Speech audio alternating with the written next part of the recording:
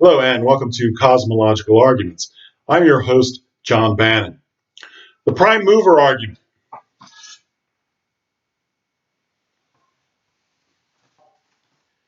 The prime mover argument proves the existence of God by demonstrating that all motion in the cosmos must ultimately be derived from an unmoved mover we call God. We observe that in the cosmos, some things are in motion. Now, whatever is moved by another. Things move when potential for motion becomes actual motion. Only an actual motion can convert a potential for motion into an actual motion. Nothing can be in both potentiality and actuality in the same respect simultaneously. If both actual and potential, it is actual in one respect and potential in another respect. Therefore, nothing can move itself. Each thing in motion is moved by something else. If that by which it is moved be itself moved, then this also needs to be moved by another, and that by another again.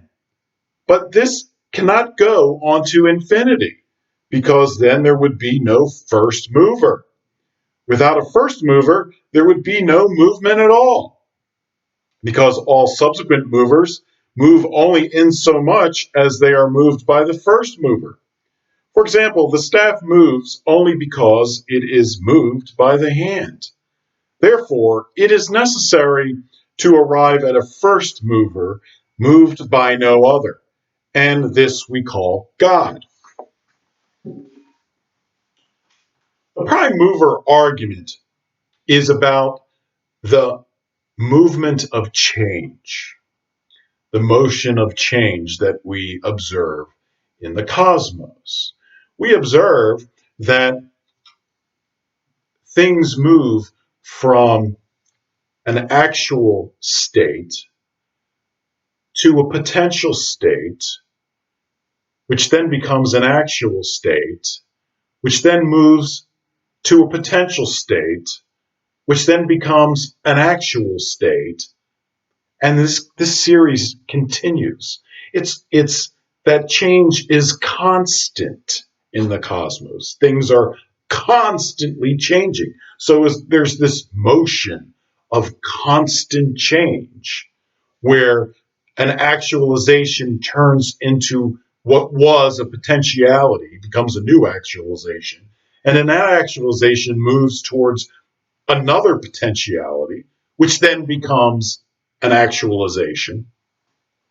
So there's this constant motion of change in the cosmos.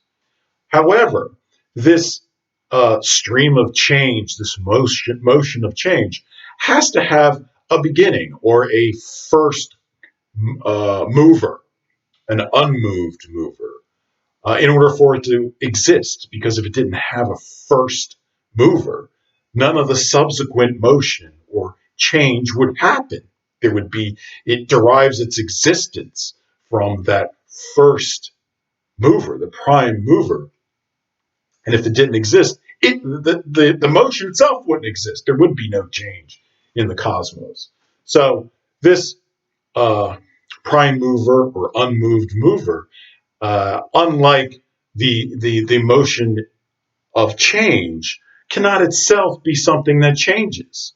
Otherwise, it couldn't be the beginning of this movement of change. So it has to be an unchanging a mover, and that's what we call God. So the unmoved mover has to be pure actualization or pure act. We call this actus purus.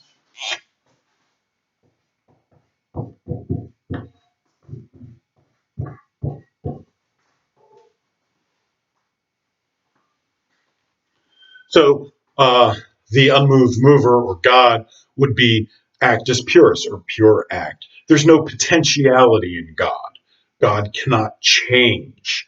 And that's necessary for the beginning of the causation from actuality to potentiality to a new actuality to another potentiality. So God has no potentiality. God is Act is purest, pure act, pure actualization.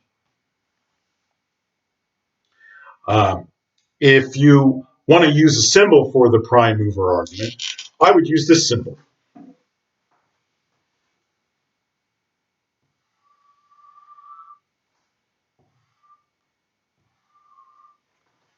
So this represents potentiality, and this represents actuality.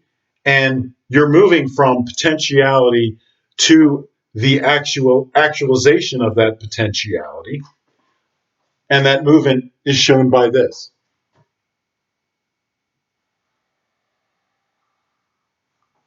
So you have an arrow moving to actuality. So everything that is actual was at one point a potentiality. And there was an actuality that caused that change, that motion of change from potential to actual.